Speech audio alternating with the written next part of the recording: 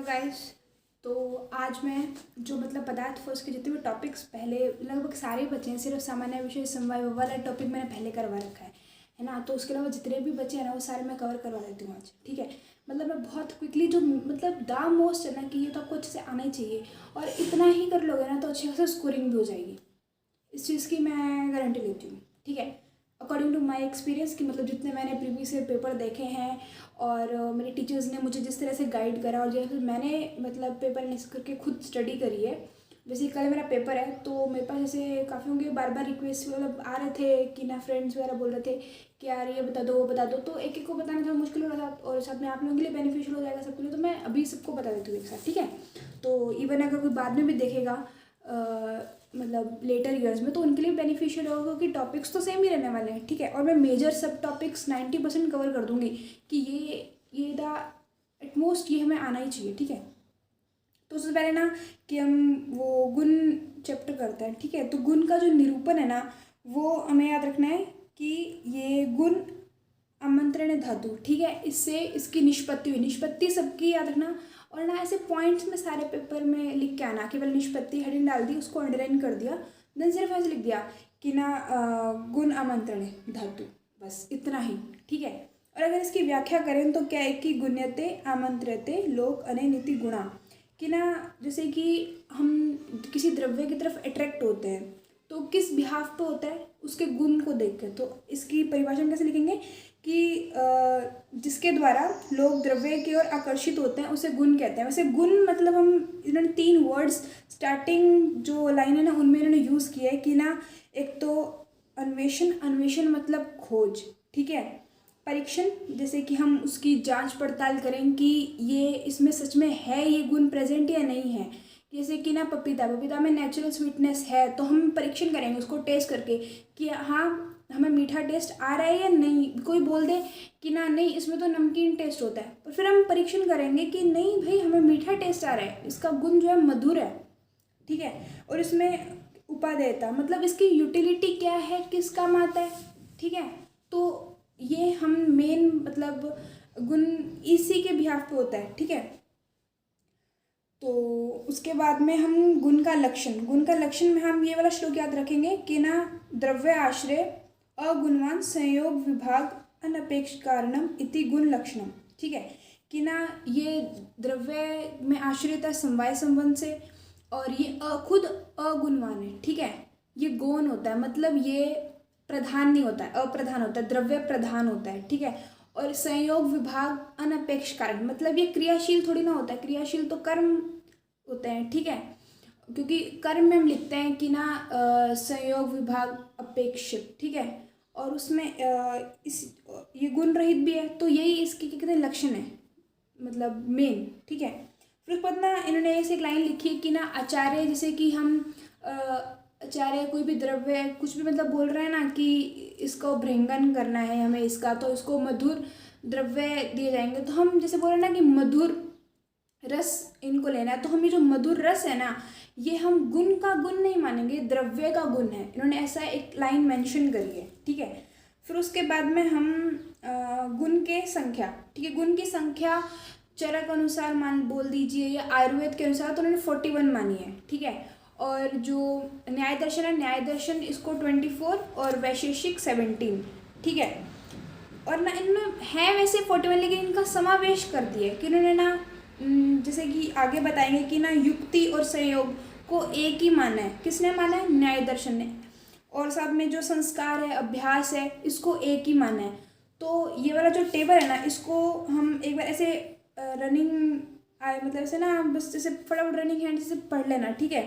कि ना आंखों के आगे से निकाल लेना। अभी क्या क्या इन्होंने नीचे पैराग्राफ में दे भी रखा है कि चरकोक्त गुणों का न्यायोक्त गुणों में समावेश, ठीक है। इन्होंने बता भी रखा है, मैं पढ़ दूंगी ये, ठीक है। तो मैं आपको बता दूंगी। वैसे कि ना जो 41 इन्होंने माने हैं ना वो क्या क्या हैं। पहले 4 डिवीजन है गुणों के। एक तो सार्थक गुण स अर्थ, अर्थ के साथ, जिनका जैसे कि जो अर्थ के साथ हो। इन ये कौन के अर्थ हम किसके लिए बोलते हैं? बोलते हैं ना कि ज्ञान इंद्रियां अर्थों का ग्रहण करती है, ठीक है, विषयों का ग्रहण करती है।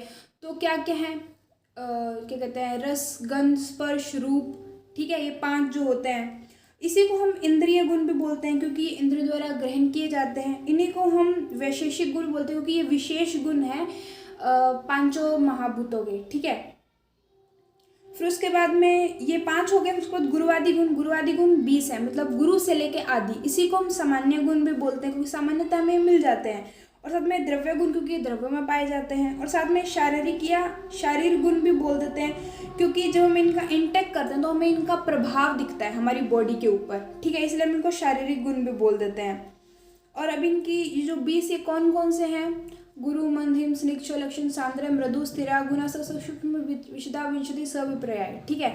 तो मतलब ये 10 गुण और इसके ओपोजिट 10, टोटल 20 हो गए हैं। फिर उसके बाद अध्यात्म या आत्मा गुण, इसको ऐसे बोलेंगे कि ना ऐसे गुण जिन्हें आत्मा के द्वारा हम ग्रहण कर सकते हैं। अभी इसमें क्या होगा कि आत्मा जो है द्रव्य का काम करेगी, ठीक है, और जो इसके गुण हैं वो आत्मा द्वारा हम ग्रहण कर रहे हैं, ठीक है। जैसे कि हमें बोलते हैं ना कि भृंगन करना है तो हम मधुर द्रव्य लेंगे, है ना, तो तब हमारे ऊपर इफेक्ट शो हो रहा है। गुरुवादी गुण थे, हम बोलते ना कि शारीरिक गुण है क्योंकि हम इनका इंटेक करते तब हमें प्रभाव दिखता है। वैसे ही अभी हमें जैसे कि जो सुख, दुख, इच्छा, द्वेष और प्रयत्न, ये 6 होते हैं, ठीक है। अब इनका हमारे ऊपर प्रभाव कैसे दिखेगा? जब आत्मा जो है ये द्रव्य इनमें ये गुण पाए जाएंगे, ठीक है। आत्मा में जब ये गुण पाए जाएंगे तब हम पर इनका प्रभाव दिखेगा, ठीक है। मैं इसको गुरुवादी गुण से उन लाइनों को कोरिलेट करूँ ताकि अच्छे से समझ में आ जाए। फिर उसके बाद परादि गुण, ठीक है। परादि को हम सामान्य गुण बोलते हैं, मतलब पर से लेके एक्सेट्रा। तो ये 10 हैं। ये कौन कौन से हैं कि पर, अपर, युक्ति, संख्या, संयोग, विभाग, पृथक्त्व, परिमाण और संस्कार और अभ्यास, ठीक है। वैसे ना ये जो संयोग, विभाग, संख्या, पृथक्त्व, परिमाण, ये 5 जो है ना ये सभी वो जो 5 महाभूत है ना उनमें पाए जाते हैं। मतलब कहने का मतलब 5 महाभूत में भी दिशा, काल, मन, आत्मा, इन सब में ये 5 गुण तो पाए जाते हैं यूनिवर्सल, ठीक है। तो हम इसको ऐसे बोल सकते हैं ना कि 9 कारण द्रव्य हैं, उनके 5 गुण तो जैसे कि जो द्रव्य वाला चैप्टर है उसमें ये 5 गुण तो और कोई आए ना है, ये 5 तो हम लिख ही सकते हैं, ठीक है। फिर उसके बाद में ये आगे बता रहे हैं कि जैसे कि जो न्याय ने गुरुत्व, द्रवत्व, स्नेह, संस्कार, धर्म, अधर्म और शब्द, ये मतलब अलग माने हैं, ठीक है। ये इन्होंने नाम लिए जो कि चरक ने इन नामों को यूज़ नहीं करा है, ठीक है। वैसे ही वैशेषिक में भी पाए जाएंगे, ठीक है। इनमें भी ये ना यही है, लेकिन वैशेषिक के टीकाकार ने प्रत्यनाश शब्द से 7 और गुणों यथा गुरुत्व, द्रवत्व, स्नेह, संस्कार, धर्म, अधर्म शब्द को ग्रहण किया है। इसीलिए जो टीकाकार थे ना इन्होंने वैशेषिक वाले के अंदर ऐड किया, तब जाके 24 हुए हैं। और जो 24 हुए ना यही न्याय दर्शन ने माने हैं। और जो वैशेषिक उन्होंने क्या क्या माने हैं कि पहले तो रूप, रस, गंध, स्पर्श, संख्या, परिमाण, पृथक्त्व, संयोग, विभाग, परतव, अपरतव, बुद्धि, सुख, दुख, इच्छा, द्वेष, प्रयत्न, ठीक है। और ये हमें चरक वाले में भी मिल जाएंगे ये डिट्टो नाम। और ना इन्होंने धर्म और अधर्म का भी बताया है कि ना स्वाभाविक या सांस्कृतिक, मतलब जो उनके नेचुरल जो हैं गुण होते हैं उनको धर्म गुण कहते हैं।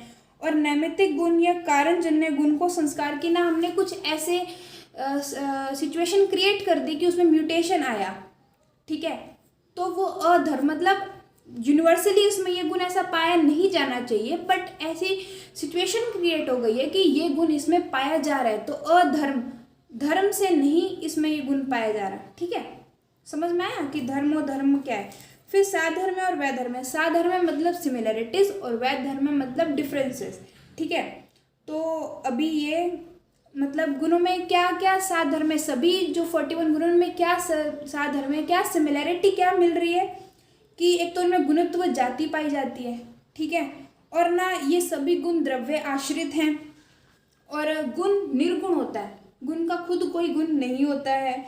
और ये निष्क्रिय होता है, मतलब संयोग, विभाग, अनअपेक्ष कारण, ठीक है। फिर उसके बाद वैधर्म है। वैधर्म में क्या है कि जैसे कि जो रूप, रस, गंध, स्पर्श, परतव, मतलब परतव मतलब प्रधान और अपरतव मतलब अप्रधान, ठीक है, डोमिनेंट, रिसेसिव, कि ना आकाश जो है परतव है। सारे 5 महाभूतों में आकाश प्रधान है, परतव, ठीक है। और वायु जो है ये अग्नि, जल और पृथ्वी का तो पर्तव है, लेकिन अपर्तव जो है आकाश के है। समझ में आया कि पर्तव और अपर्तव का क्या मतलब है। फिर उसके बाद में कि ना ये जो 20 गुरुवादी गुण है, पर्तव, अपर्तव और रूप, रस, गंध, स्पर्श, ये मूर्त कहलाते हैं, क्योंकि ये मूर्त द्रव्य में पाए जाते हैं। मतलब मूर्त मतलब कि जो विजिबल है, ठीक है, सॉलिड्स, ठीक है, ऐसा मूर्त मतलब समझ रहे हो ना क्या बोलना चाहते हो। करना जो शब्द, बुद्धि, इच्छा, सुख, दुख, द्वेष, प्रयत्न, धर्म, अधर्म, भावना, ये अमूर्त कि ना ये हमें दिखते नहीं है। अब बुद्धि हमें दिखती है, नहीं दिखती है, लेकिन हम महसूस करते हैं ना उनको, तो ये जो है अमूर्त द्रव्य है, गुण है, ठीक है, अमूर्त गुण है और वो मूर्त गुण है जो ऊपर पहले बताए थे मैंने। ये डिफरेंसेस चल रहे हैं 41 के अंदर, ये सब डिविजन्स कैसे ये एक दूसरे से अलग हैं ये बताया जा रहा है, ठीक है। और ना संख्या, परिमाण, पृथक्त्व, संयोग हुआ, ये उभय गुण मतलब हर किसी में पाए जाएंगे ये गुण, ठीक है। कि जैसे कि गुरु लघु से भिन्न है, पृथक है, ठीक है।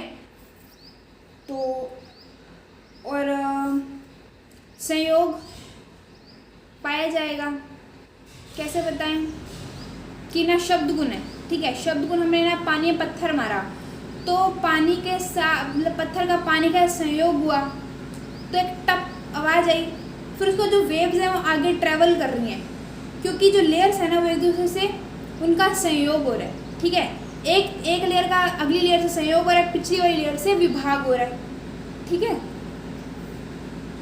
फिर उसके बाद संयोग विभाग कभी भी एक द्रव्य में नहीं होता है, पर बिल्कुल सही बात बोली जा रही है कि या तो संयोग हुआ या विभाग हुआ, दोनों एक साथ एक ही द्रव्य में नहीं पाया जाएगा, ठीक है।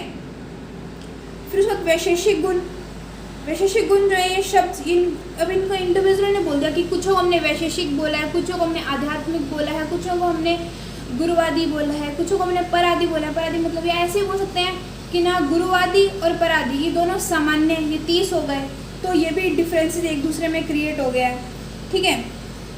तो ये तो हो गया। और उसके बाद ना इन्होंने ऐसा बोला है कि वायु में जो है 9, अग्नि में 11, पृथ्वी और जल में, जीवात्मा में 14 गुण, दिशा काल में 5 होंगे, आकाश में 6, ठीक है, परमात्मा में 8, मन में 8। अब वो क्या क्या हैं वो उन्होंने बता रखे हैं, वही है 41। और जो हम द्रव्य वाला चैप्टर जब पढ़ेंगे ना तो उसमें मैं बता दूंगी, अभी हम टाइम वेस्ट नहीं करेंगे क्योंकि ये सारा जो हमें वहाँ भी पढ़ना है, ठीक है। इससे मतलब एज इफ जो ये क्वेश्चन आएगा ना ये 90% चांसेस हैं कि ये द्रव्य चैप्टर से रिलेटेड आएगा, इससे बहुत रेयर चांसेस हैं। और फिर उसमें आगे उन्होंने बताया कि ना इंडिविजुअली की गंध गुण जो स्पेसिफिक किस में मिलेगा, पृथ्वी में ही मिलेगा। पहले तो उन्होंने कोलैबोरेट कर दिया, अब डिवीज़न कर रहे हैं। रसगुण पृथ्वी और जल में पाया जाएगा, शब्द आकाश में पाया जाएगा। आगे वाले जो उन्होंने नेक्स्ट पेज उन्होंने ये बताया। फिर उसके बाद आगे ये ना इंडिविजुअली एक एक गुण का वर्णन कर रहे हैं, ठीक है। 41 जो गुण हैं उनका उन्होंने इंडिविजुअली बताया है एक एक का, कि हम कैसे पहचानेंगे कि ये इसमें ये लघु गुण है, इसमें ये गुरु गुण है, ठीक है, इसमें बुद्धि गुण है, तो वो सब बताएंगे अभी, ठीक है।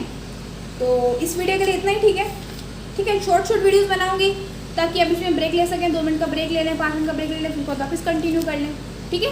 Thank you for watching my video, thank you.